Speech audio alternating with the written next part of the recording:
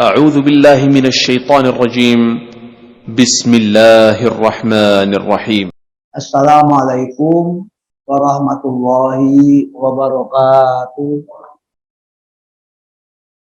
Alhamdulillahirabbil alamin. Assalatu wassalamu ala asyrofil anbiya'i wal mursalin sayyidina Muhammadin wa ala alihi wa ashabihi ajma'in, amma ba'd. Hadirin, malam ini kita akan menjelaskan surat Al-Baqarah ayat 29.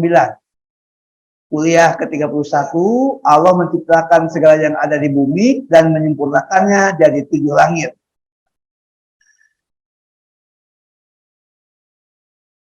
Ayat yang kita bahas inilah surat Al-Baqarah ayat 29. A'udzu billahi minasyaitonir rajim. Bismillahirrahmanirrahim. Walladzi khalaqa lakum ma fil ardi jami'an tsumma istawaa ilas samaa'i fasawwahunna sab'a samawati wa huwa bikulli syai'in 'alim. Huwa, dia Allah, alladzi khalaqa, yang telah menciptakan, lakum, untuk kamu. Jadi kamu diberi fasilitas, kamu diberi bekal, ma fil ard. Ma itu segala sesuatu, fil ard di bumi. Jadi segala sesuatu yang ada di bumi itu diciptakan oleh Allah sebagai technical support, dukungan buat kamu, supaya kamu menjalankan 2 fungsi. Nanti di ayat 30 tulisannya, fungsi hamba dan fungsi khalifah. Fungsi hamba, kamu beribadah kepada Allah, menghadap, berserah, memohon, sujud, ruku. Ini fungsi hamba, ini fungsi nomor 1. Kamu Abdullah, hamba Allah. Fungsi yang kedua, kamu khalifatullah, kamu atur bumi. Kamu teliti, kamu kembangkan, kamu manfaatkan sumber daya alam itu, kamu manfaatkan untuk sebanyak-banyaknya kebaikan manusia, supaya sejahtera, supaya makmur, supaya bersyukur kepada Allah. Itu kira-kira gitu. Jami'an, totalitas. Jami'an itu seluruhnya. Seluruh SDA, sumber daya alam, kamu manfaatkan, kamu kelola, tapi tentu kamu harus pakai ilmu, kamu punya keterampilan, kamu harus bisa mengorganisir, tentu kamu harus punya kompetensi, kamu harus punya keahlian, kamu harus riset, kamu mengembangkan, kamu ciptakan produksi-produksi, pengembangan-pengembangan, temuan-temuan baru. Summa stawa ilas samai. Kemudian Allah istawa. Istawa itu arti harfiahnya duduk bersimpuh. Ilas samai, jadi Allah naik untuk duduk bersimpuh di langit. Itu harfiahnya. Tapi apakah kita artikan harfiah? Kalau diartikan harfiah nanti akan punya kesan Allah seperti makhluk. Duduk, berkuasa. Duduk itu menggambarkan seperti manusia. Maka diartikan istawa bukan duduk, tapi istawa itu menguasai. Nih, pasawwahunna, lalu menyempurnakan langit itu sab'a samawat, 7 langit. Jadi ayat ini pertama menggambarkan Allah menciptakan semua sumber daya alam di bumi sebagai fasilitas, dukungan, kamu menjalankan fungsi kehambaan dan fungsi kekhalifahan. Kedua, Allah menyempurnakan penciptaannya dengan Allah menguasai aras, menguasai langit. Dan yang ketiga, Allah kembangkan langit jadi 7 langit. Mari kita, itu ringkasnya. Mari kita uraiannya seperti apa? Nah, Al-Baqarah 29. Al-Baqarah 29 bisa diringkaskan menjadi 3 poin. Allah menciptakan sumber daya alam di bumi untuk manusia. Tadi. Untuk manusia tuh ini dukungan, ini fasilitas, ini spot untuk kamu supaya kamu bisa menjalankan di 2 fungsi. Fungsi kehambaan sekaligus fungsi kekhalifahan. Mana yang pokok? Kehambaan. Lalu setelah itu, apakah ini tidak pokok? Pokok juga. Jadi sebenarnya ada dua. Tapi yang harus didahulukan fungsi kehambaan. Fungsi kekhalifahan itu dalam rangka kehambaan. Masyarakat sekuler, fungsi kekhalifahan dikedepankan, fungsi kehambaan ditinggalkan. Karena itu dia menjadi pemimpin, ngurus bumi, tidak pakai aturan Allah. Tidak dalam kerangka sujud kepada Allah. Orang beriman seharusnya, dia sebagai hamba, lalu dia kelola sumber daya alam, dan itu untuk memperkuat konsep kehambaannya kepada Allah. Kenapa dia kuat? Karena dia mampu menirukan akhlak Allah. Setelah sumber daya alam dikelola, lalu kemudian menciptakan lapangan kerja, menciptakan model-model pemanfaatan, misalnya energi. Energi itu dikaji, ditelaah, jadi ada energi baru, ada energi terbarukan. Oleh sebab itu, nanti rakyat jadi mudah. Seharusnya bayar listrik mahal. Kenapa? Karena para cendekiawannya, para ahlinya riset untuk menemukan energi baru dan terbarukan. Ketika saya dialog dengan orang LIPI, apakah antum sebagai intelektual ahli bidang LIPI siap? Kami siap, Pak. Jadi apa yang tidak siap? Pemegang tongkat tidak mendukung apa yang kami lakukan. Itu. Jadi harus sinkron dong antara yang riset dengan pemegang tongkat komando. Nah, dua-duanya sebagai seorang riset, ahli riset, dia melakukan fungsi kekhalifahan.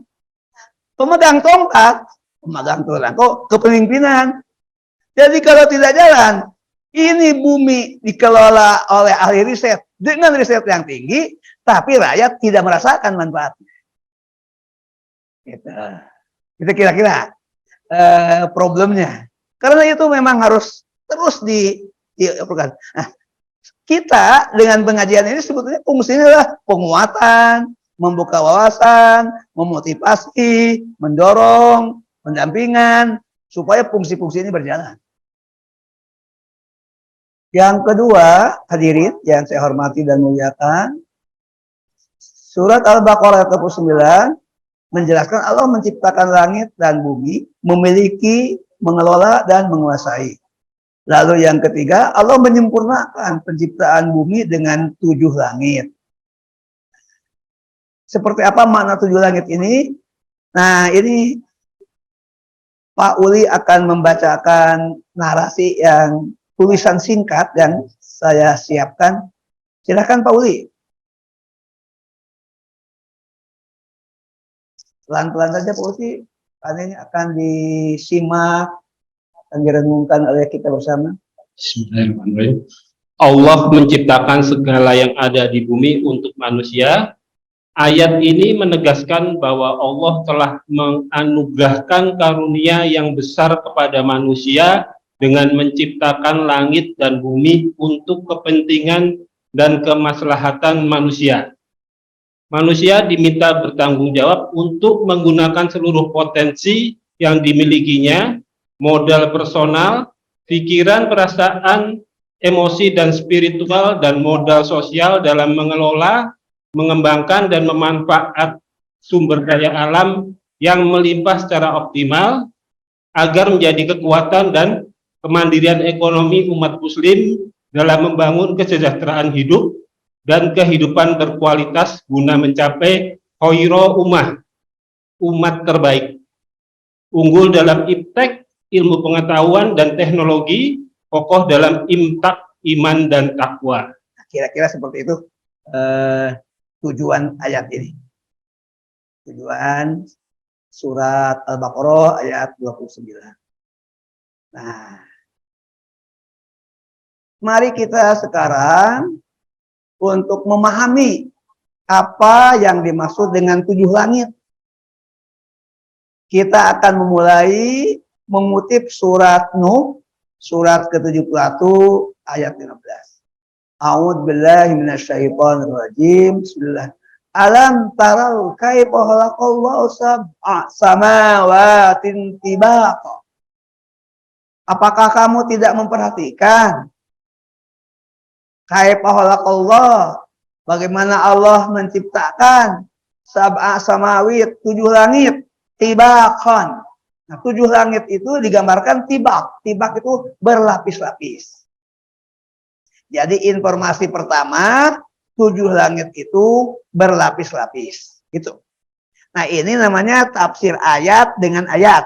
Ini tafsir paling sahih, paling akurat. Surat Al-Baqarah ayat 29 dijelaskan oleh surat Nuh ayat 15. Inilah sumber tafsir yang paling tinggi. Ayat dijelaskan oleh ayat. Kalam Allah oleh kalam Allah.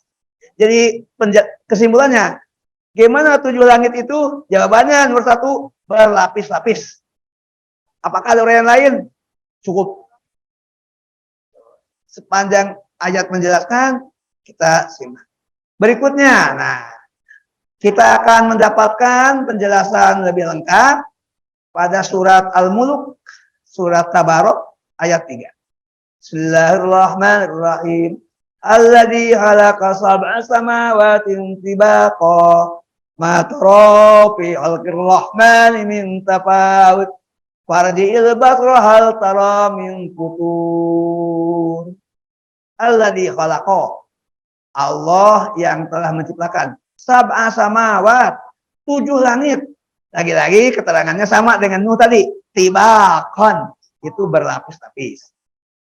Nah, tapi di sini ada penjelasan.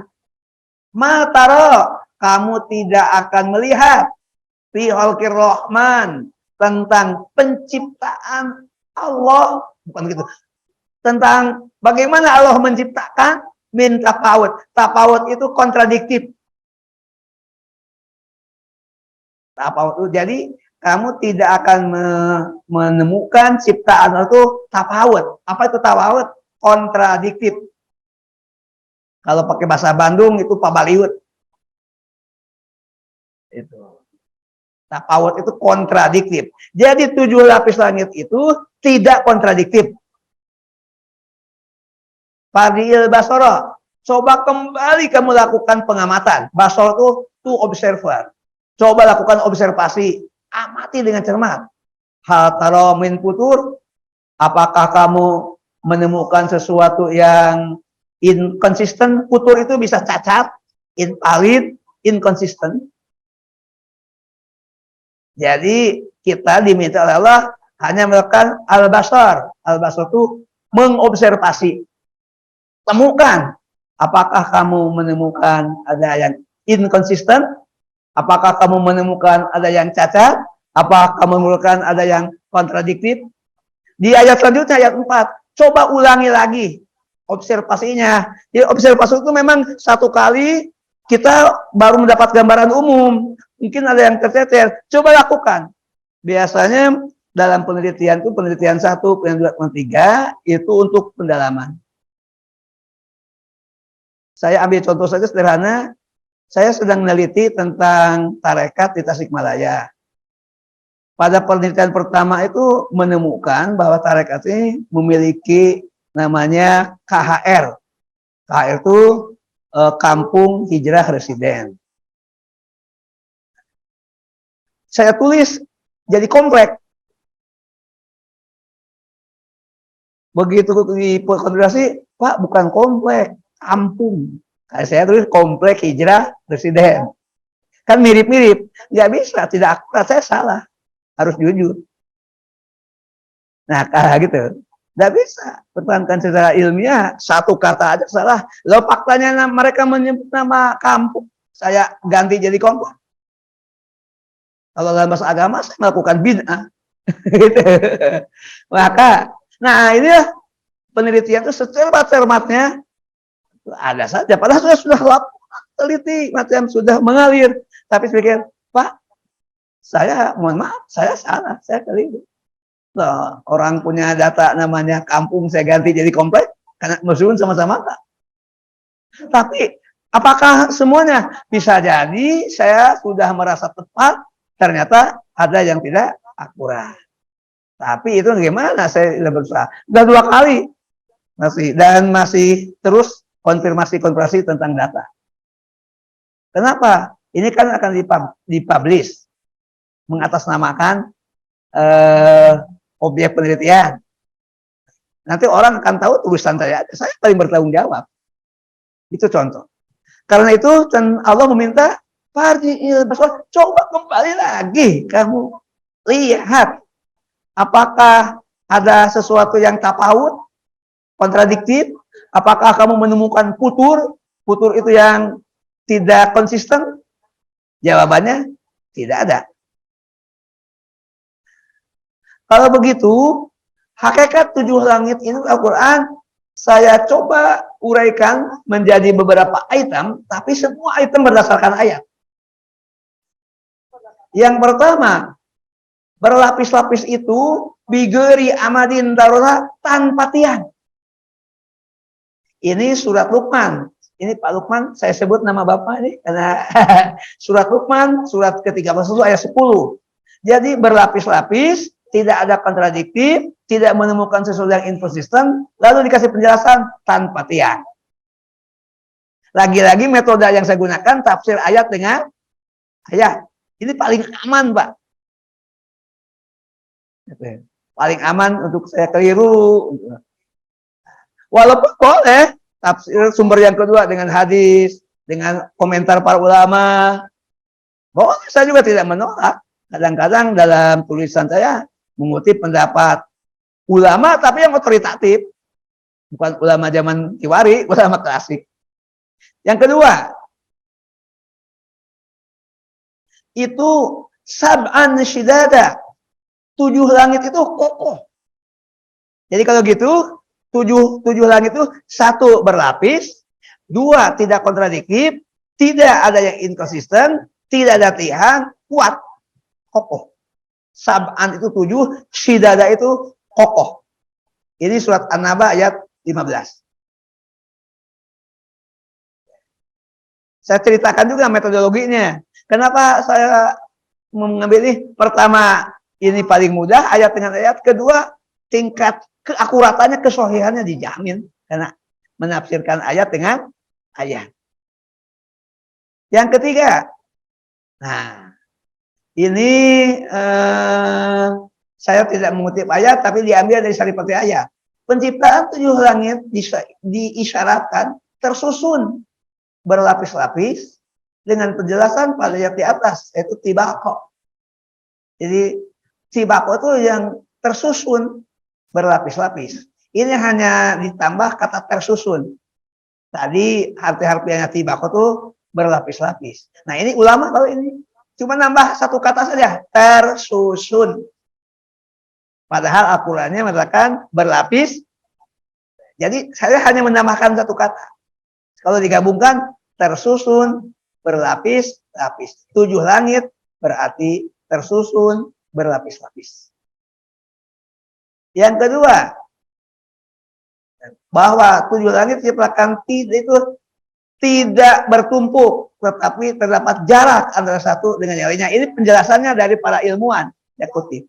Itu yang mengatakan tadi tidak kontradiktif, tidak ada inkonsisten karena tidak bertumpuk, tapi terdapat jarak yang cukup jauh antara lapisan-lapisan itu.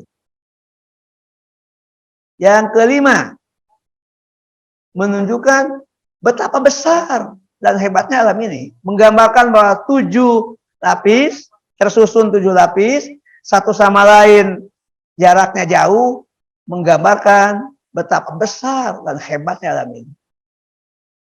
Kalau alam saja sangat besar, apalagi yang menciptakan. Tuh. Nah, ini disebut dengan jagat gede. Sedangkan diri manusia disebut jagat cilik. Boleh saja memang faktanya gitu. Walaupun ini diungkapkan oleh kosmologi Wong Jowo. Jagat cilik. Tapi memang alam jagatnya besar. Itu namanya makrokosmos. Sedangkan manusia mikrokosmos, jagat cilik. Meskipun cilik, tapi manusia inti dari seluruh ciptaan Allah. Di mana intinya itu? Karena manusia memiliki akal, manusia memiliki emosi, manusia memiliki ruh, manusia memiliki personality, manusia memiliki tanggung jawab sosial. Kalau itu difungsikan dengan baik, maka akan terjadi satu, dia patuh kepada Allah, sujud seperti malaikat, tapi dia juga memiliki sifat Allah yang diwariskan, yaitu mengurus, mengelola, menata sebagai khalifah. Karena itu manusia menjadi lebih baik bagi yang beriman, lalu menyadari kehambaannya, lalu menjalankan fungsi-fungsi kehambaannya. Fungsi kehambaan yang paling ringan adalah manusia butuh makan, tidak minta-minta, tapi bekerja. Itu fungsi kekhalifahan yang paling dasar, itu untuk kepentingan pribadi. Butuh makan, butuh minum, butuh kasih nafkah untuk keluarga. Bukan dengan mengemis, tetapi dengan bekerja yang halal. Karena itu bekerja ini ibadah yang luar biasa. Kalau meninggal sedang bekerja, termasuk syahid akhirat. Karena dia menunjukkan fungsi kekhalifahan. Baik. Jadi betapa besar dan hebat alam ini, begitu luas dan bertingkat-tingkat. Yang keenam, penciptaan 7 langit mengisyaratkan bahwa benda-benda di alam raya itu sangat banyak dalam keadaan bertingkat-tingkat. Namanya benda-benda langit, benda-benda kosmologi itu jauh lebih luas, lebih dalam dibandingkan yang kita saksikan di bumi. Bumi itu terbagi dua, di darat, di laut. Mungkin para ahli kosmologi, para ahli bisa lebih menikmati dunia itu. Kita yang bukan ahli tapi juga bisa ikut menikmati. Untuk apa? Tadi untuk tadabbur, untuk observasi, tapi hasilnya tauhid kita tambah mantap. Yang ketujuh, 7 langit berlapis itu menunjukkan bahwa yang satu lebih jauh dari yang lainnya, karena yang satu berada lebih atas dari yang lainnya. Tadi masih penjelasan lebih detail. Dan berikutnya yang ke-8, ketujuh langit diciptakan tanpa tiang. Tadi sudah diuraikan ayatnya, tetapi langit tanpa tiang itu ternyata sangat kokoh. Selama ini belum pernah ambruk. Malah ciptaan manusia yang tidak bertanggung jawab, satu hari bikin jembatan, hari esok hanyut. Ini ada cerita yang saya baca di Harian Kompas tahun 1982. Saya masih ingat. Jadi masyarakat di salah satu provinsi di Sulawesi itu gotong royong bangun jembatan. Karena kalau tidak ada jembatan, itu muter seperti huruf U dari satu desa ke desa berikutnya. Tapi dengan ada jembatan jadi lebih pendek, lebih singkat. Saking senangnya masyarakat membangun jembatan, gotong royong, swadaya, diundang Pak Bupati untuk meresmikan. Begitu Pak Bupati lewat mobil, ambruk jembatannya. Dan Pak Bupati jatuh ke kali, ke sungai, lalu hanyut. Untung saja masih tertolong nyawanya. Nah, keadaan ini kenapa? Karena membangunnya tidak pakai ilmu. Gitu. Atau pakai ilmu, tapi komponennya direkayasa. Itu ambruk. Nah, langit dan bumi enggak begitu. Lanjut, yang ke-9. Fenomena langit tanpa tiang berfungsi untuk memperkuat gaya tarik bagi planet-planet, sehingga langit terbentang di angkasa demikian kuat. Ini saya kutip dari buku tentang tafsir sains. Ini ngumpul situ para ahli. Tim tafsir, tapi tafsir memunculkan tafsir Al-Quran dari sisi sains. Jadi ternyata tanpa tiang itu akan punya gaya tarik bagi planet-planet yang lain, sehingga langit tetap terbentang di angkasa luas. Yang ke-10, langit tanpa tiang menyebabkan stabilnya benda-benda langit bergerak pada orbitnya. Matahari bergerak pada orbitnya, bulan bergerak pada orbitnya, seluruh planet bergerak pada orbitnya. Nah, ini kondisi tanpa tiang itu membuat tidak terganggu oleh tiang-tiang itu berjalan. Sehingga nanti akan terjadi gempa apabila ada gerakan, yang akan terjadi gerhana apabila matahari bulan dan bumi di posisi paralel. Bisa gerhana bulan, bisa gerhana matahari. Dan ini juga menjadi sangat penting untuk melihat nanti peralihan hilal. Misalnya dari bulan Sya'ban beralih ke bulan Ramadan, dari bulan Ramadan beralih ke bulan Syawal. Itu juga akan melihat posisi bulan, posisi matahari dalam titik garis edar.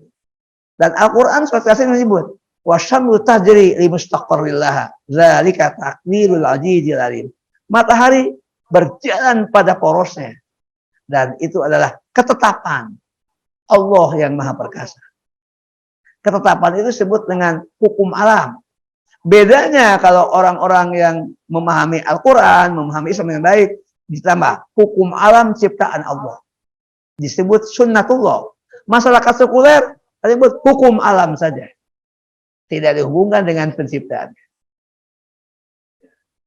Dan hadirin, kita akan masuk, sudah selesai. Ya. Ini sang mentari sudah muncul meskipun belum pagi. Sekian, terima kasih. Bapak dan Ibu yang terhormat, memang sengaja satu ayat, lalu kita dalami apa poin yang paling penting buat kita.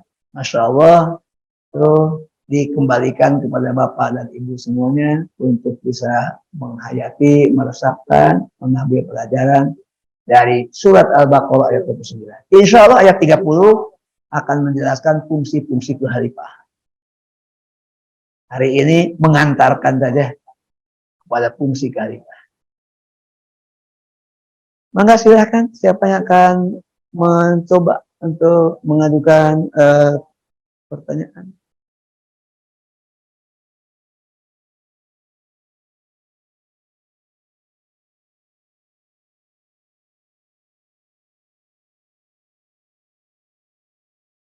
Pak Arif, silakan Pak Arif.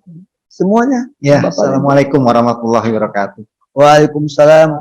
Ya, tadi kita dari di ayat pertama, Allah menciptakan segala sesuatu di bumi untuk.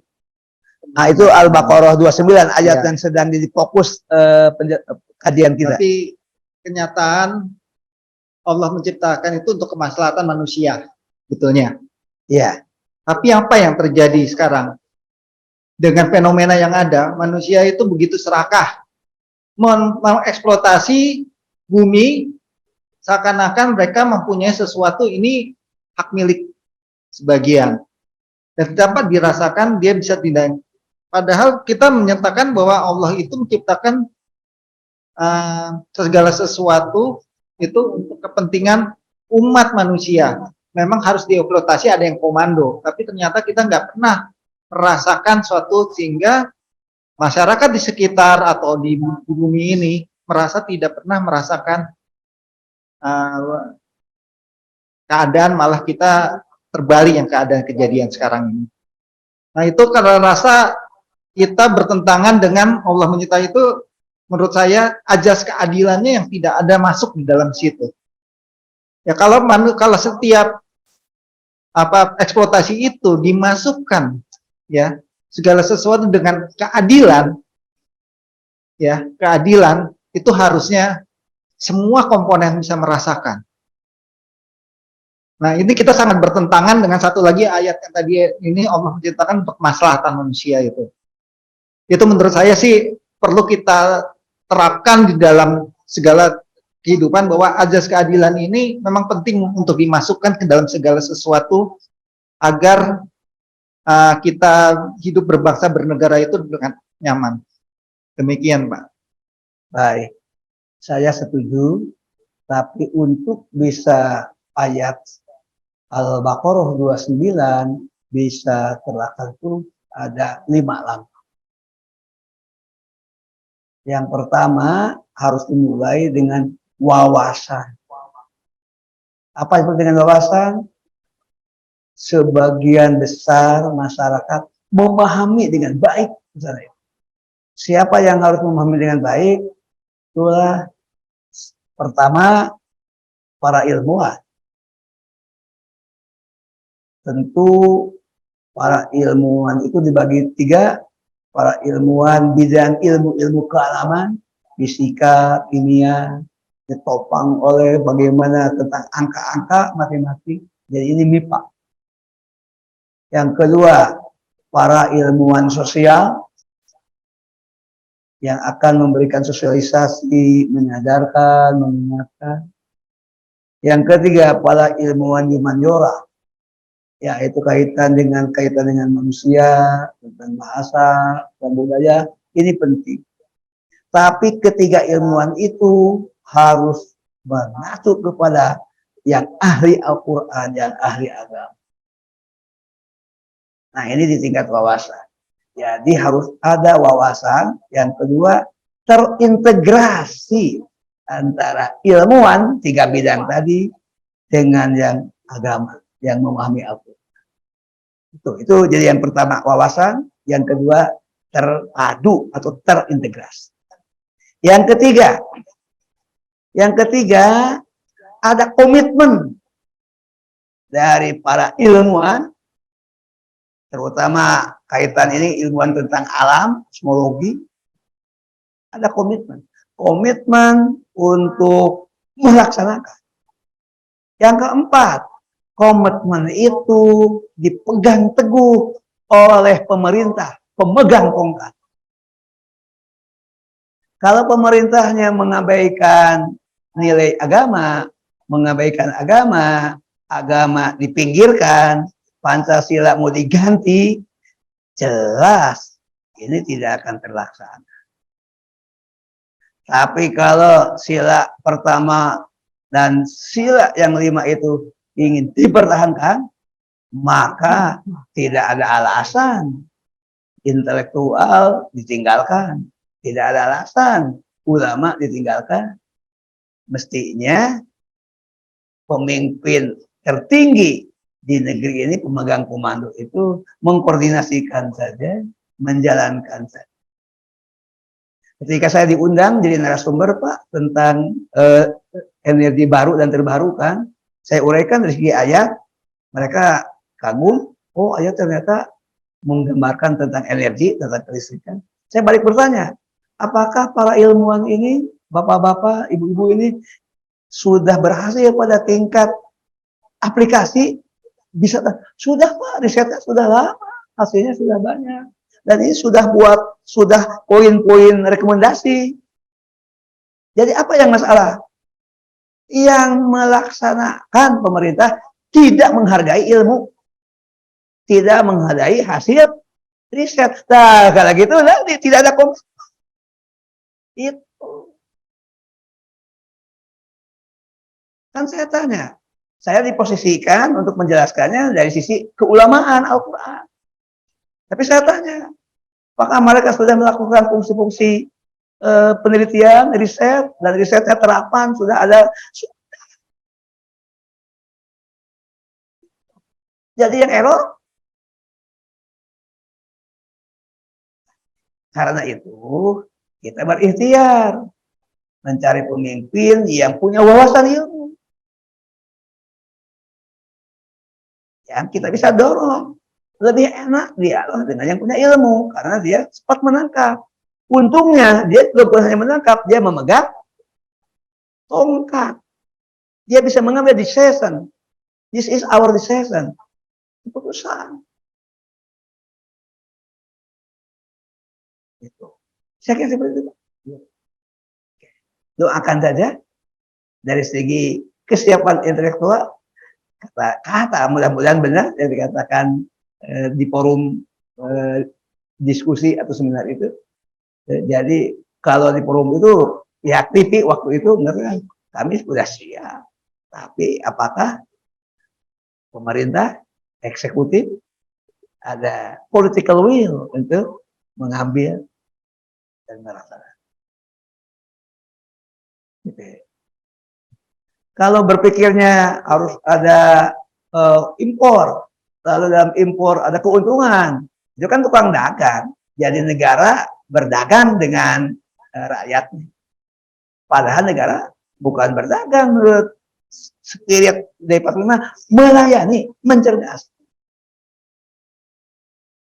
Mengapa temuan-temuan di bidang pertahanan-ketahanan yang sudah mantap tentang pesawat, pertahanan, tentang semua tidak dipertimbangkan? Karena berpikirnya dagang, cari untung. Kalau itu berpikirnya nggak ketemu. Padahal tugas negara bukan dagang dengan rakyat, tapi mensejahterakan rakyat, melayani rakyat. Toh rakyat juga tidak gratis bayar pajak. Gitu.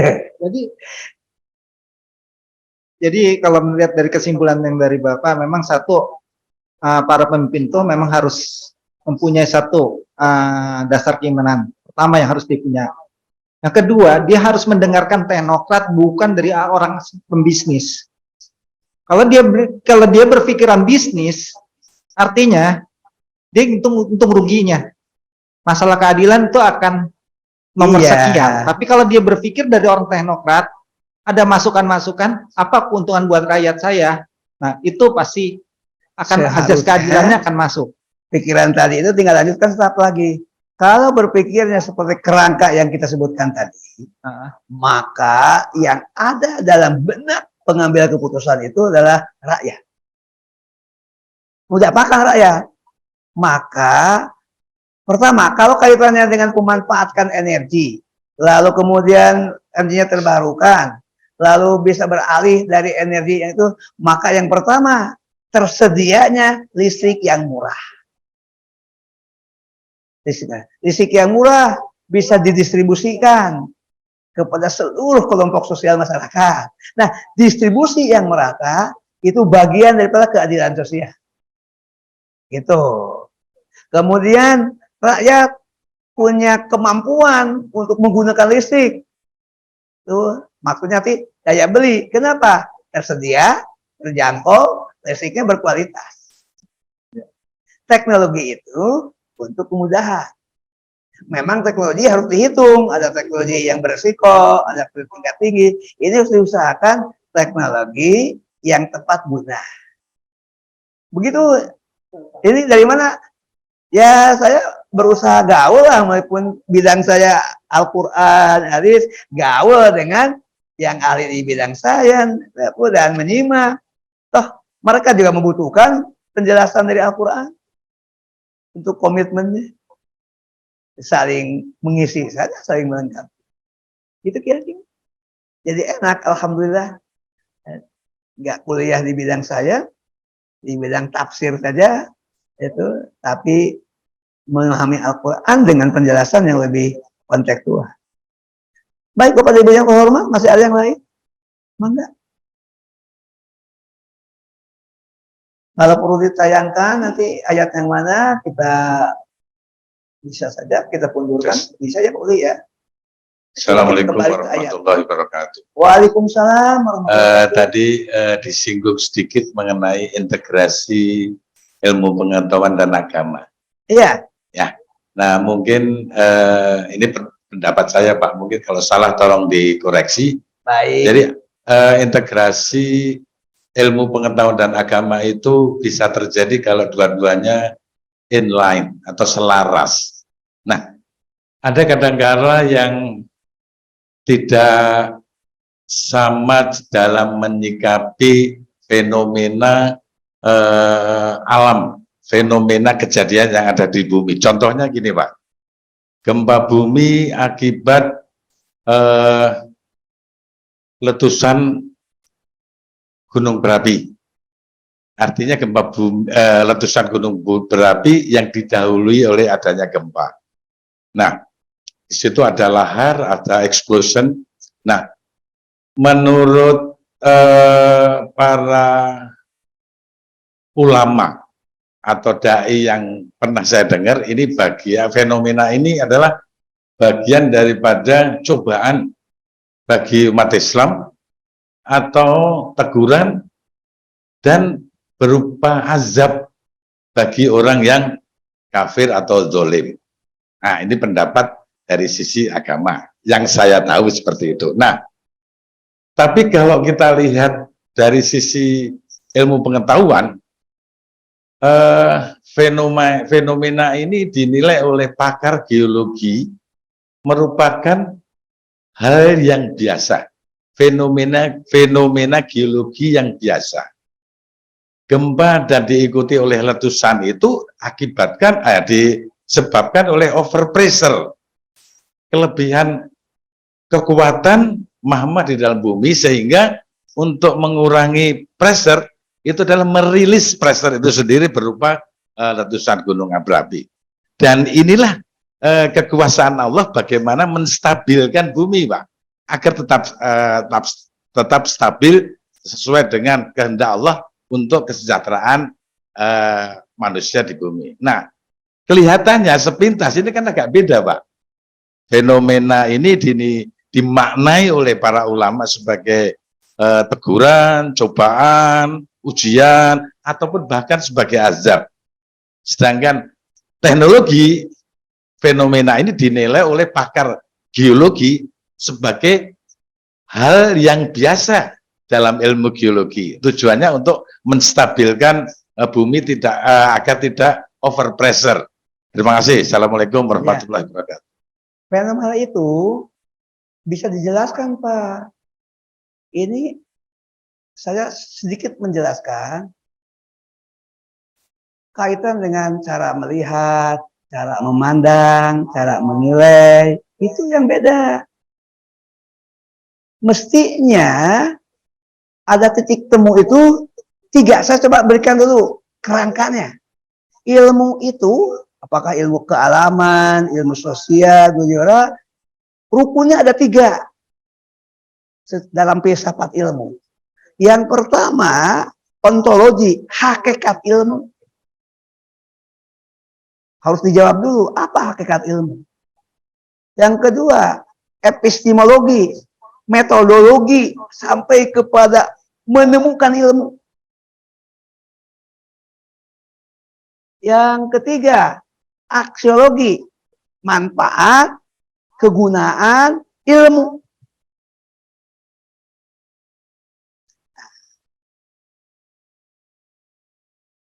Ada dua blok. Yang pertama, blok yang sekuler. Yang kedua, blok yang religius. Blok yang sekuler akan menjawab hakikat ilmu, peristiwa alam. Gitu. Tadi. Makanya nggak ada hubungan dengan cobaan, musibah. Ini peristiwa alam. Hakikatnya terjadi dengan sendirinya.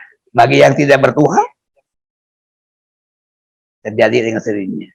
Ini fenomena alam. Alam memiliki keteraturan.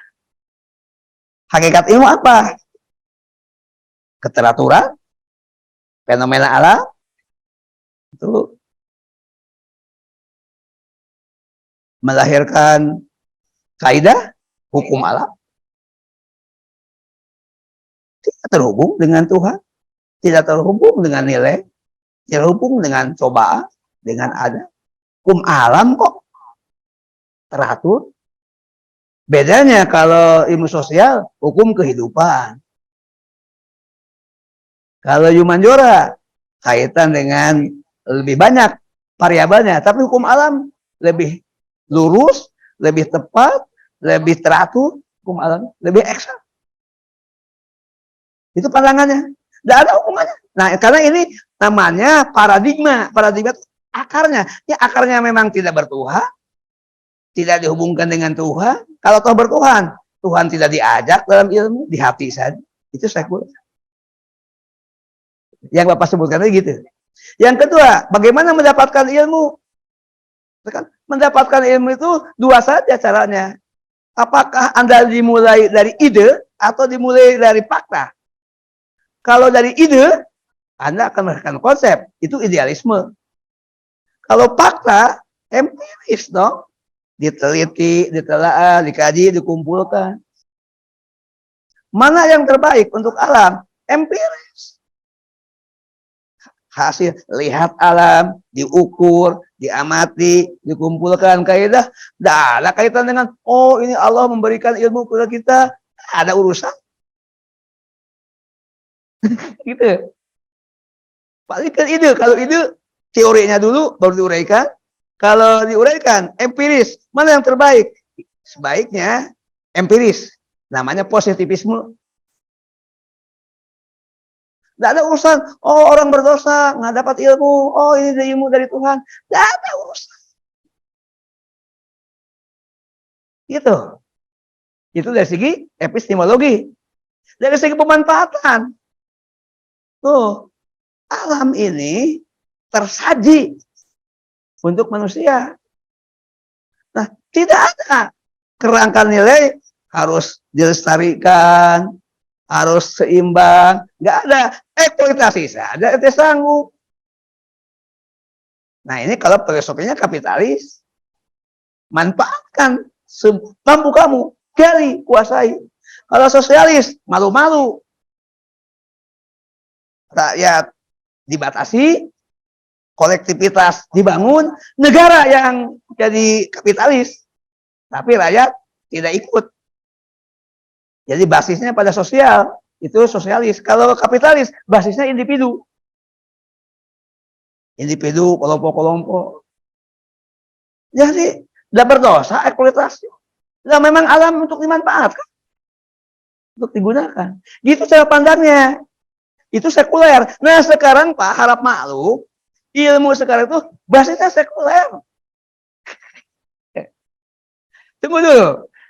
Ilmuwan-ilmuwan meskipun muslim apa, udahlah kalau ngomongin ilmu sekuler susah Pak untuk integrasi. Saya punya pengalaman, ada forum guru besar. Guru besarnya nggak tanggung-tanggung, guru besar alumni HMI. Yang seharusnya sama-sama dikader di HMI lewat NDP, lewat nggak ngaruh Pak, sekulernya lebih kuat. Apalagi kemudian di HMI-nya hanya 2 semester, 3 semester, nggak ngaruh. Saya sering kecewa kalau di forum itu, ini namanya forum guru besar dan doktor insantita. Saya di HMI tamat Pak, dari LK paling rendah, latihan sampai LK paling tinggi. Jadi saya tahu, aduh. Ini kemarin Pak, dari yang satu saya cukup kaget juga. Untuk menyatakan, ini guru besar sejarah, alumni HMI ini, ya pakai bendera Islam, untuk menyatakan tahun 65 itu tentara korban atau pelaku. Tidak bisa kan? Mestinya faktanya kan korban. 6 jenderal dibunuh. Yang membunuh komunis. Gerakannya kudeta, tujuannya mengambil kekuasaan. Sejarawan sekarang tidak bisa ngomong itu. Kenapa? Jangan-jangan sudah konspirasi komunis. Atau takut sama tekanan penguasa yang lebih berat ke komunis. Berarti kemandiriannya sebagai intelektual yang independen tidak ada. Percuma kata saya lah ini. Itu guru besar HMI Pak. Saya nggak menyebutkan kampusnya. Apalagi yang tidak pakai bendera? Itu faktanya kalau ngomong fakta. Ya ampun, istri saya katakan sudah jangan kecewa. Rasul juga tidak kecewa, istri saya mengingatkan, jangan-jangan HMI bungkusnya, dalamnya komunis. Boleh juga. Kok tidak berani mengatakan bahwa tahun 65 PKI pelaku, komunis tentara ABRI korban? Itu contoh. Nah, jadi dominan sekuler pandangan. Nah, kalau Bapak ingin tahu sedikit Islam gimana, kita balik sedikit ya. Sama kerangkanya tadi, ontologi, epistemologi, aksiologi. Ya, supaya sedikit tergambar. Ketika ditanya hakikat ilmu apa? Tanya dulu. Ilmu, katakanlah ilmu kealaman lah. Ilmu eksak. Yang pertama akan dikatakan, ini ciptaan Allah. Ayatnya tadi, ini yang kita baca. Allah ciptakan. Jadi kalau gitu, alam ada, ya. Alam teratur, ya. Alam punya hukum, ya. Semuanya ya, sama. Dengan yang sekuler, sama. Perlu penelitian, ya. Perlu riset, ya. Tapi satu patokannya, alam diciptakan oleh Allah. Gitu. Kokoh tauhidnya. Satu. Bedanya yang tadi tidak menyebutkan tentang alam tercipta. Ketika tanya epistemologi, bagaimana caranya mendapatkan ilmu? Betul. Harus mulai dari riset, pengamatan, dan empiris. Bisa. Kemudian juga yang kedua dari ide bisa. Sama sampai di sini. Idealisme, empirisme. Yang membedakan bisa jadi pada saat berpikir ada yang oleh Allah dimudahkan sehingga menemukan hakikatnya. Ada yang Allah kemudian terhambat. Karena itu bisa jadi seorang ilmuwan A menyimpulkan kurang tepat. Seorang ilmuwan B tepat. Mengapa? Mungkin karena hatinya saat berpikir sedang galau. Mungkin sedang jauh dari Allah. Sehingga kebenaran hukum alam ciptaan Allah melenceng. Jadi ada Allah terlibat. Apakah Allah memberikan kemudahan? Apakah Allah sedang memberikan? Gitu.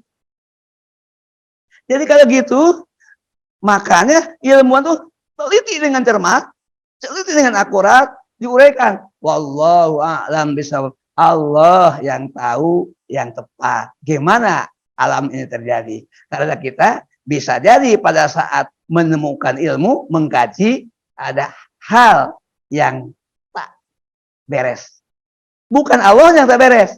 Pikiran kita, perasaan kita, kesimpulan kita. Itu. Ketika manfaat, betul alam itu ada manfaat, ada kegunaan. Tapi manfaat itu dibagi dua dalam pandangan itu.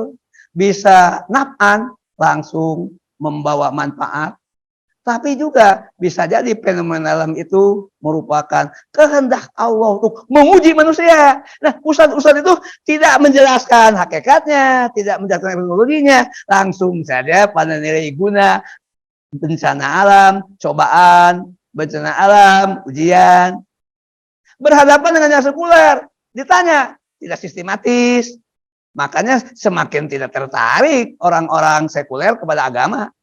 Karena ustadznya menjelaskannya tidak lengkap, tidak menyeluruh, tidak lengkap dan menurutnya dibantah. Saya coba menjelaskan dengan lengkap, tetap aja, Pak Asep tidak bisa. Itu bebas nilai kok. Bebas itu manusia bisa mengeksploitasi. Maksudnya nggak bebas nilai dong. Ada pertanggungjawaban ke yang menciptakan alam. Gitu. Apakah Bapak punya kesimpulan orang mengeksploitasi alam bebas nilai suka-suka? Terus kalau kamu salah mengeksploitasi alam. Oh, jangan bawa dosa Pak Asep, urusan ilmu gitu. Gimana?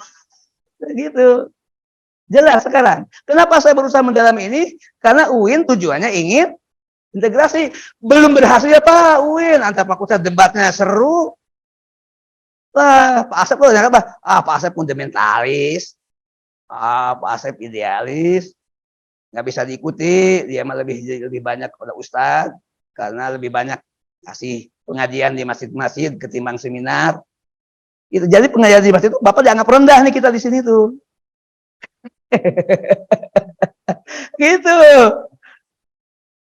Itu di kampus UIN Pak, yang aktif seperti saya datang jadi khotib, ngasih pengajian tuh, forum seminar dong, nulis buku. Saya padahal dua-duanya nulis buku, iya. Seminar hayu ngaji, kenapa ada tanggung jawab menjelaskan ilmu ke semua komponen umat. Nah ini nggak kepikir.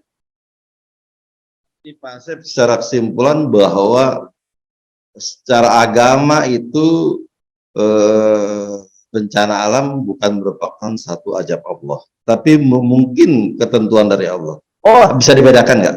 Bisa, kalau itu tergantung. Ini dari sisi agama pun. Ya. Pertama, bencana alam itu bisa dijadikan hukum alam. Hukum alam. Satu dulu. Ya. Seperti orang sekuler. Ya. Oh, kita terima. Tapi dalam konsep aksiologi, gimana kita menilai, gimana kita mempersepsi, gimana kita menang, tidak terlepas semua dari kehendak Allah. Gitu satu. Nah, yang sekuler, kehendak Allah tidak ada dalam rumusan ilmu. Yang berarti tidak ada ayat yang menjelaskan bahwa itu adalah hajab. Tunggu dulu, jangan ke situ dulu. Oh, ya. Sistematis aja saja sistematis, jangan lompat-lompat. Kalau lompat-lompat saya bingung menjelaskannya. Gitu. Pandangan yang pertama, peristiwa gempa bumi itu adalah fenomena alam. Sampai di sini sama dengan pandangan ya tanpa agama ya sekuler. Gitu. Tetapi fenomena alam, fenomena yang ilmiah itu di dalam pandangan Al-Quran, dalam pandangan agama itu ada manfaat, ada kegunaan. Apa manfaat dan kegunaannya? Lihat dulu, bagi orang yang melakukan dosa lalu kemudian terkena bencana alam, hukuman. Yang sekuler tidak mengakui itu hukuman. Makanya kesimpulannya jangan bawa-bawa soal moral dengan peristiwa alam. Padahal tidak bisa dilepaskan. Sama-sama ciptaan Allah. Itu. Bagi orang yang baik-baik saja, tapi kena sampai korban, sampai kena musibah, kena rumah, itu baru cobaan. Jadi kalau nanyanya itu cukup banyak ayat yang menjelaskan antara cobaan dan hukuman. Itu. Gambar itu bukan kondisinya tapi objeknya gitu ya. Itu yang cobaan. Kalau objeknya Nah, cobaan dan hukuman itu terpulang kepada persepsi. Gitu. Kita memandang, nah pada saat kita memandang seorang mukmin, seorang muslim memandang dibimbing oleh Al-Quran. Karena itu, tapi mungkin kalau dia tidak paham ilmuwan, hanya ini yang dipahami oleh ustadz-ustadz seperti yang kata Pak Amdani tadi.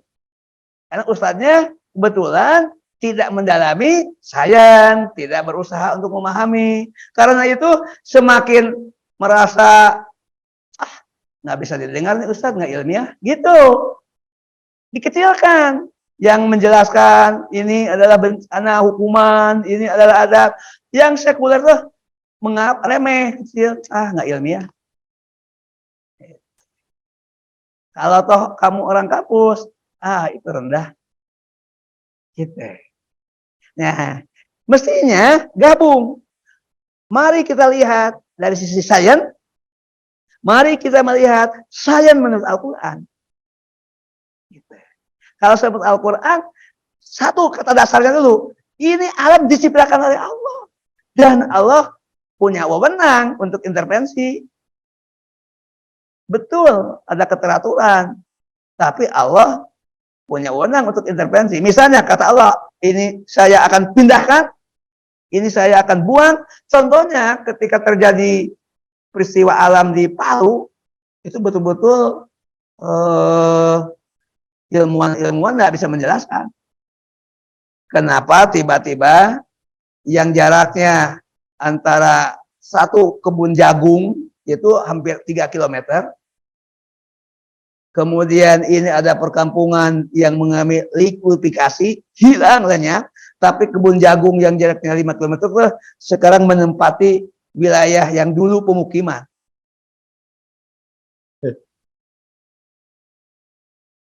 Satu. Gimana menjelaskannya? Ilmuwan muslim bisa menjelaskan dengan sainsnya yang dia pahami. Ilmuwan sekuler langsung saja menolak, itu nggak bisa menjelaskan. Tapi memang di surat Al-Zalzalah itu ayat 1 ayat 2 kan dijelaskan itu ya tentang sains agama bahwa bila zilatil ardi zilzalaha, bila kita goncangkan bumi maka bumi akan betul kan? Itu secara sains agama. Jadi ketika Al-Quran kita baca, Al-Quran akan membimbing pikiran kita, membimbing perasaan kita, membimbing rohani kita untuk menilai peristiwa alam. Nah, ini disebut dengan ada konsep, ada persepsi, ada penilaian berdasarkan bacaannya adalah Al-Quran. Bukan sekadar bacaan, berdasarkan keimanannya kepada Al-Quran. Itu. Nah, kita mudah-mudahan di situ. Mohon maaf Pak, uraian saya. Kalau tadi saya memotong Bapak dulu hanya karena saya ingin menjelaskannya tidak tumpang tindih. Gitu. Ya, sudah jelas? Faridotun ala kulli muslimin dan muslimat dan seterusnya. Nah, tolabul ilmi yang dimaksud di sini itu ilmu terbatas ilmu agama atau ilmu eksak, ilmu yang lain, sains yang lain. Terima kasih. Baik. Nah, kan ilmu jadi 4 sekarang ya. Ilmu tuh, ilmu tuh ilmu rumpun, bukan ilmunya sangat luas, tapi rumpun ilmu kealaman, ini kelompok MIPA, rumpun ilmu sosial, rumpun ilmu humaniora. Ini umum 3. UIN menambahkan rumpun yang berikutnya, rumpun ilmu wahyu. Rumpun ilmu wahyu itu kajian Al-Quran, kajian hadis, itu kajian siroh, kajian fikih, kajian usul fikih, kajian tauhid. Itulah rumpun ilmu wahyu. Jadi UIN membuat rumpun ilmu 4. Sampai di sini oke. Cuma dalamnya belum terintegrasi. Gitu. Bagi 4. Nah, mana yang wajib? Kan begitu. Apakah 4-4-nya? Atau ya. Nah, di sini di zaman klasik seperti terlihat dari Ibnu Sina, Fahri Razi, itu semua itu wajib. Hasilnya mengagumkan. Seorang Ibnu Sina, filosof, sufi, dokter. Coba kalau sekarang fakultasnya bisa berapa fakultas? Kedokteran. Menjadi psikolog, fakultas psikologi. Menjadi sufi, fakultas usuluddin. Menjadi ahli fikih, fakultas syariah, udah pecah-pecah, nggak mungkin lah bisa ketemu di zaman sekarang, karena sejak dari awal pencabangannya demikian ketat. Tapi di zaman klasik bisa terjadi, karena itu kenapa bisa berubah? Karena di zaman awal semua ilmu wajib. Gitu. Jadi seorang muslim gimana mulainya? Dimulai dengan menghafal Al-Quran. Sejak usia TK menghafal Al-Quran. Lulus SD itu sudah hafal Al-Quran. Jadi Al-Quran tidak dimulai tamat SMA. Bukan. Nah, gitu. Itu zaman dulu. Saya baca, oh ya Allah kagum banget. Saya juga telat. Tapi saya berpikir, ya Allah telat banget saya. Tapi telat pun tidak Allah. Saya diarahkan oleh ibu saya untuk belajar agama. Saya begitu mengetahui, ya telat deh. Nggak bisa deh nih untuk integrasi itu. Begitu baca biografi mereka, saya kenapa ya telat. Tapi ya jangan begitulah, kita tetap harus positif. Alhamdulillah masih diberi kesempatan untuk mendalami agama. Udah telat pencabangannya. Itu satu. Ketika politik Islam jatuh, kaum muslimin tidak memimpin, kaum muslimin tidak ikut mengarahkan, negeri berubah jadi bangsa-bangsa yang itu mulai abad 18, 19, 20. Kaum muslimin energinya menjadi kurang. Karena itu para ulamanya berpikir, ya sudah ilmu itu bagi 2, ilmu agama fardu ain, ilmu umum fardu kifayah. Itu. Nah, kondisi ini yang membuat Islam tertinggal. Karena tidak semua anak muda belajar sama. Udah. Nah, ini para tepuk tangan. Kamu pasti tidak bisa menyamai aku, kita sama. Eropa tepuk tangan. Orang Islam dijajah, dieksploitasi, berpikirnya jadi sempit. Nah, kondisi sekarang itu kita sedang berusaha untuk bangkit dari kondisi yang mengatakan bahwa belajar agama pun dibatasi. Belajar tauhid, belajar fikih, belajar akhlak, fardu ain. Belajar kedokteran, sama kalau mau saja. Gitu. Dampaknya kaum muslimin tertinggal. Justru yang punya otak, senukul horonya tepuk tangan. Hore, berhasil. Ketipu kita. Nah, senukul horonya itu risetnya sampai 20 tahun tinggal di Mekah. Dan pura-pura menjadi muslim padahal kafir. Ketika di Mekah namanya Haji Abdul Ghaffar. Menguasai hafal Al-Quran, tahu mana ayat-ayat yang bisa jadi dalil. Ini ilmu agama harus didahulukan, sains harus ditinggalkan, ekonomi tidak boleh diurus. Tahu dari Al-Quran ayat mana. Tuh, nikah dengan superioritas dengan orang Ciamis. Wah, ini Sunda pisan. Pengen jadi orang Ciamis. tampilan haji. Tapi ide-ide 3. Kalau orang Islam di masjid saja berzikir, berdoa, baca wirid, sudah itu tidak akan membahayakan. Biarlah dia umat Islam begitu saja. Sebut saja itu agama, itu soleh, itu bagus, itu keren. Padahal dia katakan tidak akan memberontak pada Belanda. Belanda bisa lebih lama menguasai. Karena umat Islamnya dikir saja. Ngomongin politik haram. Gitu. Udah. Nah itu kan sampai sekarang masih terasa DWA ini juga. Kata saya, ya itu orangnya sudah mati. Rejimnya sudah berganti. Nasihatnya masih dilangsungkan oleh umat Islam. Gitu. Karena nggak usah ngomongin politik. Yang kedua, kalau umat Islam mulai membangun kewirausahaan, itu dicurigai. Loh, kenapa dicurigai? Sebab umat Islam kalau dia mandiri secara ekonomi bisa melawan. Melawan itu karena dia tidak tergantung kepada Eropa, kepada penjajah. Dia bisa ngelola alam. Alamnya bisa dikelola. Alamnya kaya, bisa dikelola sendiri. Orangnya pasti dari ekonomi itu selangkah ke politik. Kekuasaan. Sekarang aja kan, mengapa kita dikuasai oleh Cina? Ya Cina dagang. Cina jadi konglomerat, tapi dagangnya gaya ideologinya komunis, tapi karakternya kapitalis. Itu. Cina tuh unik kalau dipelajari. Saya ingin tahu, pelajari saja. Gitu. Udah, jadi kalau umat Islam mulai membangun bisnisnya raksasa, lemahkan. Turunkan. Udah, dagangnya dagang bakul saja. Informal saja, turunkanlah. Ini tidak akan membahayakan, kan yang jual cuma sayur. Jumlah uang yang beredar juga nggak seberapa. Udah kalau itu biarkan saja. Sektor informal saja, gitu, bakul.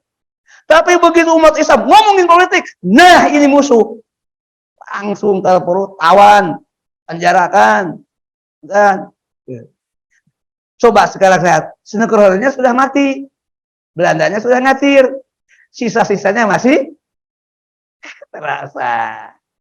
Nah, sekarang kita tidak berhadapan dengan Eropa, tapi berhadapan dengan Cina. Kenapa? Kalau saya katakan, Bung Karno sudah bagus awalnya tadi.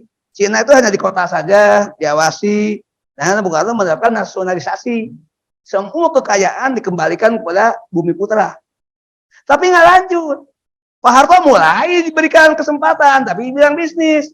Pak Harto nggak sadar, dari dagang ke politik itu tinggal satu langkah. Pak Harto turunkan saja Pak Harto tahun 98. Setelah itu amandemen undang-undangnya supaya Cina bisa jadi presiden. Kebuka semua. Sekarang kita tinggal mau apa lagi? Mudah-mudahan ada pertolongan Allah. Gitu. Itu kira-kira singkatnya. Jelas kalau gitu. Nah, jadi gimana? Apakah betul alat tolabul ilmi itu hanya ilmu agama saja?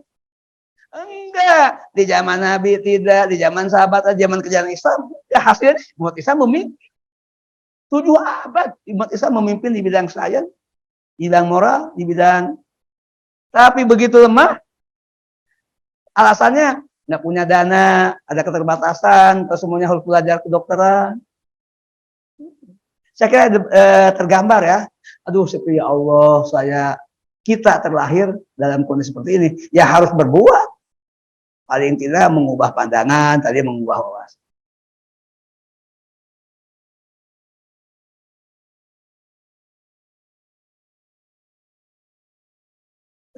Tunggu dulu. Jangan dulu kesimpulan. Di periode awal ayat itu dipahami tolabul ilmi itu ilmunya menyeluruh. Iya. Ilmu sains dipelajari. Betul. Iya. Maka kaidahnya melahirkan agama adalah untuk tapakuh fidin, mendalami agama, sains untuk iqamatuddin, ujung-ujungnya membawa kehormatan muslim karena dia memiliki teknologi uti sains. Lalu ketika Isa mengalami kemunduran, ulamanya mengambil fatwa salah. Belajar tauhid fardu ain, belajar fikih fardu ain, belajar akhlak fardu ain, belajar kedokteran itu wajib acan mubah we.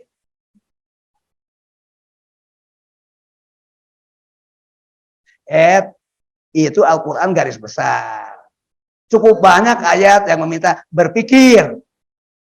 Nah, berpikir itu bukan hanya bidang fikih, bukan hanya bidang tauhid, bukan hanya bidang akhlak. Berpikir itu coba ayatnya. Lihat, Bapak buka surat Ali Imran ayat 191. Pak Uli. Apa yang harus dipikirkan? Kita lihat dulu berpikir. Tapi apa yang harus dipikirkan? Kita buka aja ayat Qur'annya. Banyak konkret. Surat ketiga ayat 191. Silakan Pak Uli baca terjemahnya.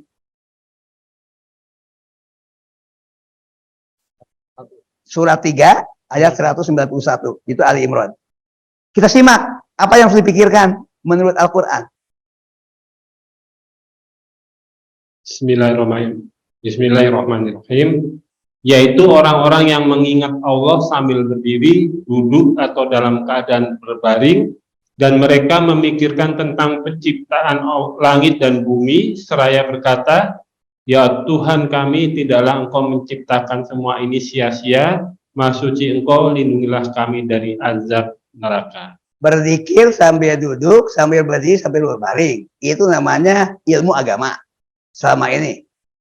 Karena dalam zikir itu ada tauhid, ada fikih, ada tasawuf. Tapi berikutnya memikirkan penciptaan langit dan itu. Dua-duanya seimbang.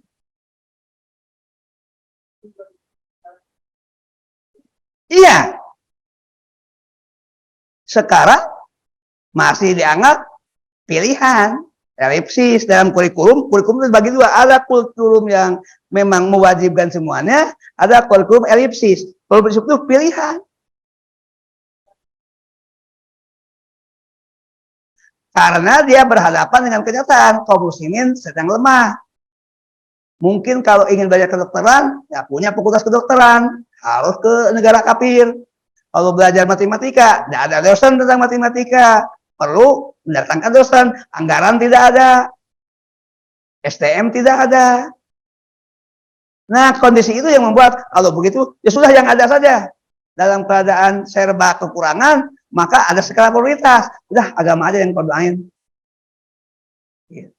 Padahal kalau ingin maju, pos anggaran yang harus diperhatikan pendidikan.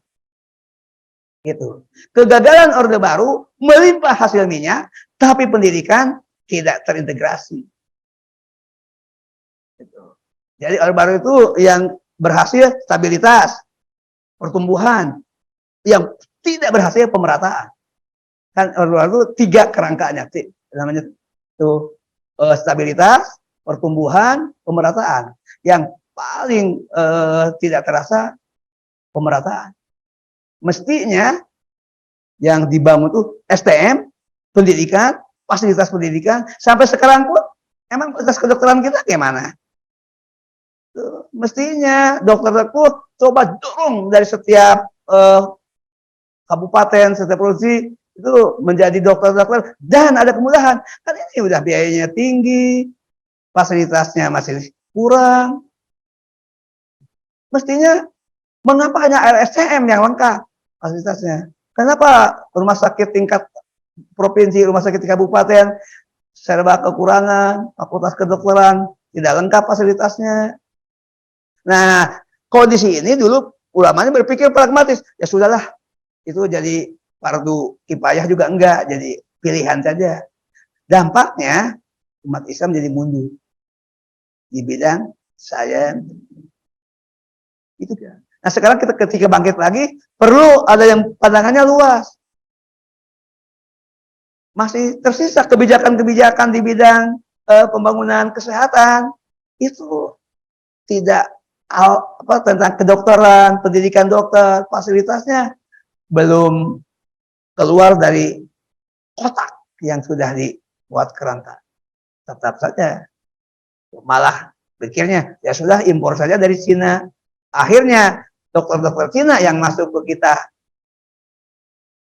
Dan ini dibenarkan menurut undang-undang yang baru. Makanya diprotes oleh dokter-dokter. Tapi kan protesnya protes. Ini dungu begini penguasanya. Nah, itu. Ya susah. Tinggal satu-satunya harapan ya mudah-mudahan bisa diganti secepatnya. Itu kira-kira jelas. Jadi saya bukan menolak rejim, siapa aja yang memimpin, tapi kalau rejim tidak pakai ilmu ya kita ingatkan pakai ilmu dong. Itu persoalan. Cukup sudah. Mudah-mudahan terakhir. Memang seharusnya begitu. Iya, betul. Tapi tidak mudah, Pak. Saya melakukan di kampus, saya mendialogkan, saya nulis buku, saya nulis artikel, saya membicarakan. Resistensinya internal dari sesama muslim. Bahkan ini kalau ilmuwan itu dipilah lagi, yang sama-sama alumni HMI juga error. Ya, nah, padahal mungkin seharusnya menurut saya sih itu ada komitmen. Ya gimana? Tidak membekas menjadi kepribadian wawasan keislaman. Ada yang bertanya, apa betul Pak Asep kalau diwajibkan kemudian seperti ini? Tunggu, kita berikan tekanan semua ilmu fardu ain. Tetapi disusunlah kurikulumnya yang terbaik. Misalnya mulai dari TK, SD, kondisikan untuk menghafal Al-Quran. Satu. Tamat SMP, sudah dipastikan mungkin hafal 10 juz atau 20. Itu kan sudah banyak. Tinggal pelajaran agamanya jangan sholat lagi. Udah selesai di tingkat SD. Tingkatkan dong sekarang kepada pemahaman tentang Al-Quran, pemahaman tentang hadis. Boleh begitu. Nanti begitu masuk tingkat SMA, jadi mahasiswa atau peserta didik sudah imbang 4 ilmu itu. Dasarnya, menengah, Al-Quran dia sudah hafal, sudah menguasai, sudah bisa menjelaskan, berarti bahasa Arab sudah diajarkan. Tentang ilmu yang 3, terintegrasi 4. Begitu kuliah, berilah kesempatan mahasiswa untuk mengambil spesialis. Gitu. Yang mengambil fakultas kedokteran akan jadi dokter, tapi dia sudah punya basic Al-Quran, sudah basic tentang hadis, sudah basic tentang sains, tentang Islam. Gitu. Jadi tetap ada itu. Nah ini dipikirkan dulu saya mengkaji itu tahun 88. Ngomong kayak gini tuh. Narasumber saya tuh A.M. Saifuddin dari IPB, gitu. Tokoh-tokoh. Saya bekerja di Ulumul Quran. Tuh. Itu ilmuwan-ilmuwan ngumpul. Nah, semuanya punya latar belakang sama-sama alumni HMI. Jadi bukan kita mengelompok, tapi bertemulah dari berbagai disiplin. Oh, saya kan dari UI, IAIN. Dengar ini apa kata orang IPB, apa sekarang Gajah Mada, ngumpul bertemu. Oh, udah pikirkan. Saya bisa mengerti yang logis menjelaskannya A.M. Saifuddin. Nah, di tingkat universitas tetap ada fakultas, ada prodi. Sehingga dia menjadi berkompeten di bidangnya. Cuma dasarnya sudah diajarkan sejak TK, SD, SMP, SMA. Cukup itu 12 tahun. Kan SD 6 tahun, SMP, SMA 6 tahun, TK itu pengkondisian. Jangan berpikir gini, oh anak TK sudah suruh menghafal Al-Quran. Justru pada saat anak paling bawah, perkenalkan paling pokok. Kan anaknya cerdas. SD itu, katakanlah ada psikolog menyebutkan, itu anak TK itu filosof kecil. Berpikirnya bebas, otaknya jernih. Tanamkan tentang Allah yang benar. Oke. Kok berat banget? Dengan cara ngajar dong, bercerita yang baik, bertutur yang baik. Gitu. Kan sekarang TK Islam, tapi tentang syahadat, saya tanya sama cucu saya, Kang dipanggil, coba sama Aki tanya syahadat. Aki belum diajarin, sama Nini aja deh di rumah. Nini ya turun tangan. Terus setiap pagi ajarin sekali ketemu. Ayo tuh, cucu-cucu. Kenapa? Di TK-nya kelewat. Lah, ini kenapa yang pokok tauhid kelewat? Gimana jadi karakter muslim yang baik? Tauhid tanamkan dong. Akhirnya katakan, Nini turun tangan. Itu cucu-cucu bermasalah tauhidnya. Maksudnya belum paham, udah mau ke SD tapi belum tahu tentang tauhid. Nini turun tangan, berceritalah Nini tentang Nabi, tentang Rasul, tentang tauhid. Kan? Nah, kan mestinya nggak boleh individual. Kebetulan aja kami punya kesempatan, istri saya tidak bekerja sepenuhnya di rumah. Itu kayak gitu, evaluasi. Padahal ini Bunda sama anak saya, ini kan sudah TK Islam, iya, Aki sudah TK Islam. SPP-nya mahal, iya, tapi Aki, aku insya Allah ada di sini. Bukan itu intinya. Ini kenapa nih pelajaran yang pokok belum diberikan kepada anak TK tentang tauhid? Itu gimana integrasi? Pantas saja nanti kalau sudah jadi alumni error. Gitu kira-kira. Subhanallah. Mari kita perbaiki. Kalau saya tetap ini masih negeri Pancasila. Tidak beralih dulu kepada pandangan yang lain. Tapi perbaiki yang benar lah. Gitu. Masih bisa kok. Kiamat masih jauh insya Allah. Kiamat memang akan terjadi. Allah juga pasti. Tapi kan dirahasiakan. Oleh sebab itu berbuat saja sebaik mungkin di negeri ini bisa kita kelola dengan lebih baik. Begitu Pak, jangan pesimis, jangan. Cukup ya?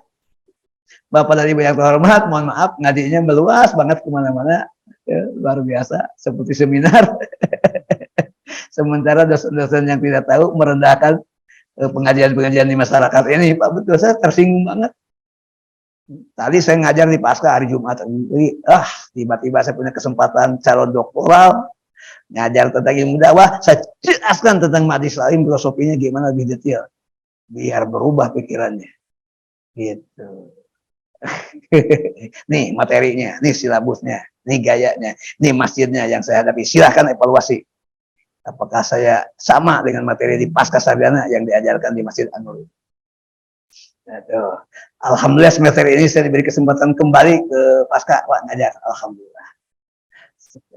Setiap hari Jumat saya jam 8.10 berhadapan dengan calon doktor bidang dakwah.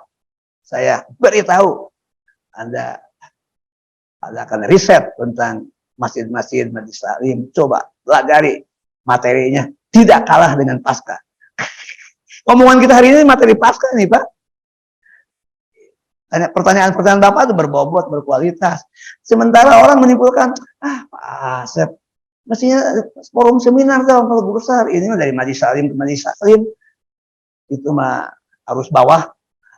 Ente enak aja ngomong. Tahu nggak majelis taklim? Apa yang dibicarakan di masjid itu? Sombongnya minta ampun Pak. Yang merasa ilmuwan. Merendahkan kita-kita yang berada di arus bawah. Terima kasih, kita tutup saja dengan kiblat majlis. Bismillahirrahmanirrahim. Subhanakallahumma wa bihamdika asyhadu an la ilaha illa anta astaghfiruka wa atubu ilaik. Walhamdulillah. Hadanallahu wa yakum ajmain. Assalamualaikum warahmatullahi wabarakatuh.